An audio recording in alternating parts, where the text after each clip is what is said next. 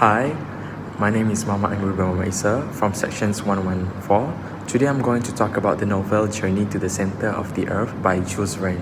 It's a classic science fiction adventure about exploring deep underground, literally into the earth. The story is about a scientist named Professor Otto Lidenbrock who finds a secret message hidden in an old book. The message gives instructions to reach the center of the earth through a volcano in Iceland. Then he decides to follow the message and brings along his nephew Axel and a quiet but strong guide named Hans. Together, they go deep underground through dangerous tunnels and discover amazing things like underground oceans, prehistoric creatures, and strange natural environments. In the end, they don't reach the actual center of the earth. Instead, a volcanic eruption pushes them back to the surface and they escape through a volcano in Italy. So what's the story about? The novel begins in Hamburg, Germany, where Professor Otto Lidenbrock, a passionate and serious geologist, discovers a strange old parchment inside a rare Icelandic book.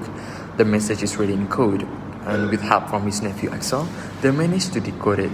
The message claims that a past explorer, Ernest Saknussemm, had found a way to reach the center of the earth through a volcano in Iceland. Excited by this discovery, the professor decides to follow the exact path. Axel is nervous and afraid, but he ends up joining the expedition.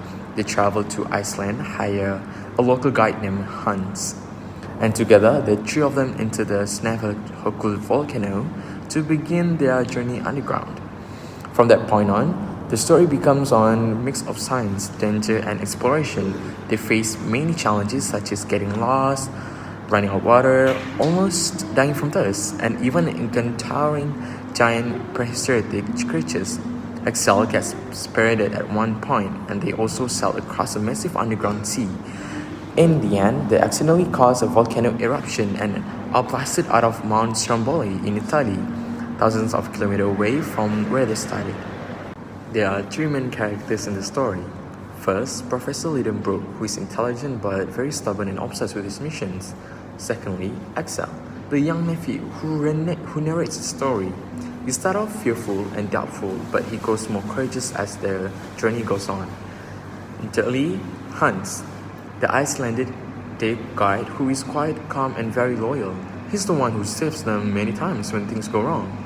The novel is full of intense moments like when Ansel gets lost in complete darkness and almost give up, or when they are trapped during a storm in the underground sea.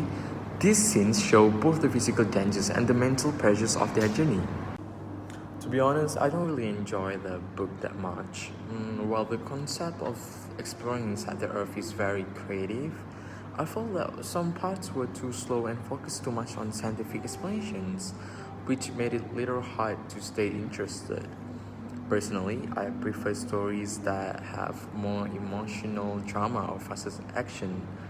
However, I could relate to Axel. He was always doubting himself and worrying about the risk, something I think a lot of us can understand. Sometimes we're scared of trying new things even if they turned out to be meaningful later. Axel's development reminded me that growth happens when we step out of our comfort zone. One thing I would change about the story is the ending. I was hoping they would actually reach the center of the earth and discover something truly mysterious or life-changing. Instead, they were forced back to the surface. By nature, although it's realistic, it left me feeling a bit unsatisfied. That being said, the novel does have strengths. It teaches us about persistence, curiosity, and how people with different personalities can work together to overcome challenges. I can see why this book is considered a classic. Would I recommend this book? Honestly, I would only recommend it to people who like imaginative adventures or the classic novels. It's also good for readers who enjoy science fiction or have a strong interest in geology and explorations. And if you like easy to read creative stories, this book might be for you. But if you're someone who prefers fast actions or emotional plots, then maybe this book won't be your favorite. In conclusion, Journey to the Center of the Earth is a story about courage, science, and imaginations. Even though it wasn't my personal favorite, I respect its creativity and the way it explores the idea of going beyond what we think is possible. And that's all for me. Thank you so much for listening to my review, and I hope it helps you understand the novel better.